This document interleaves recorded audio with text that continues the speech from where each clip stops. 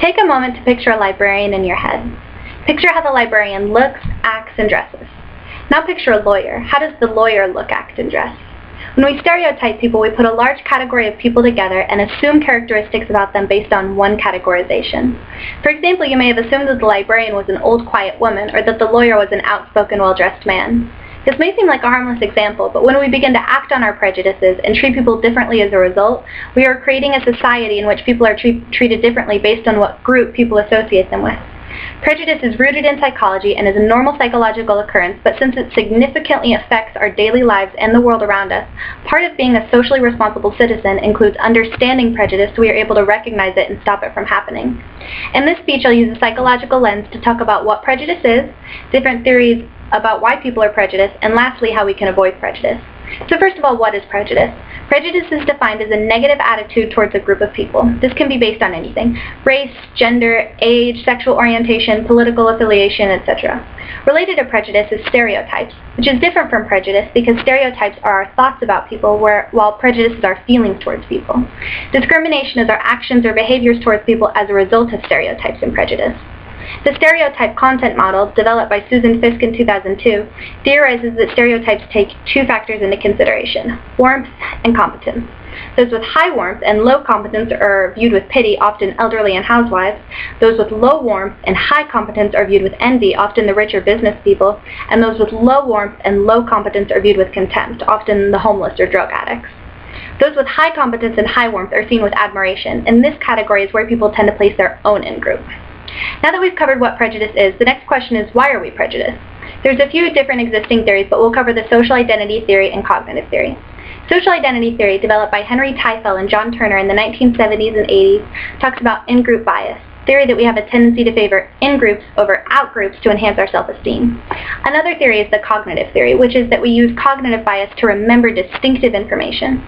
This means that our brains place things into different categories, also called schemas, based on service information, which is often a good thing. If we had to re-identify everything every time we saw something that was like it but different, we wouldn't have time to actually get anything done. For example, we all have schemas about stores. So you go to a store, you get a card if you need one, you pick up what you need, you find the checkout, etc. If we didn't have these schemas, each time we went to a different store, we would have to relearn how to buy things. This becomes tricky, however, when we apply it to humans because humans are complex beings that require time to understand. So placing them in a box with certain expectations based on stereotypes is just wildly inaccurate and dangerous. Now, all this information about what prejudice is and why it exists begs the question, how can we avoid it? First off, we can avoid prejudice by preventing initial categorization and practicing making unbiased and fair responses automatic. This means seeing humans as individuals and not categorizing people at all, and stopping yourself when you recognize that you're stereotyping others right out of the gate. Another step is redefining in-group and out-group boundaries, which entails stepping outside of your comfort zone so as not to exclude people and create out-groups. Another seemingly simple step is contact with out-groups. The contact hypothesis is a theory developed by Gordon Allport in 1954 that says that when a group is put together with a common goal, equal status, informal personal interaction with mutual interdependence and several members of out-group present, it's a very effective way of reducing prejudice among members. In fact, according to a review of 203 studies by Thomas Pettigrew and Linda Trop in 2000, 94% of studies supported the contact hypothesis and saw results. In the end, so much of reducing prejudice comes back to actively shutting down pre-existing categorizations of people and actively reminding yourself that categorizing people doesn't lead to effective communication or coexistence. As you've seen in the speech, prejudice is rooted in psychology and it's a natural psychological occurrence, but also a harmful one. We can reduce the problem of prejudice by understanding that prejudice exists and can be harmful, understanding that it's based upon a desire to categorize others, whether to enhance our own self-esteem or to make it easier to simplify and understand the world.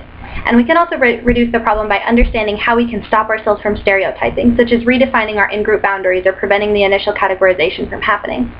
As a community, it's important that we're proactive about reducing individual prejudices because we have an illusion that we're moving forward as a country. But in 2012, an AP poll by Stanford University showed 51% of Americans expressing explicit anti-black attitudes, which is 3 percentage points up from 2008.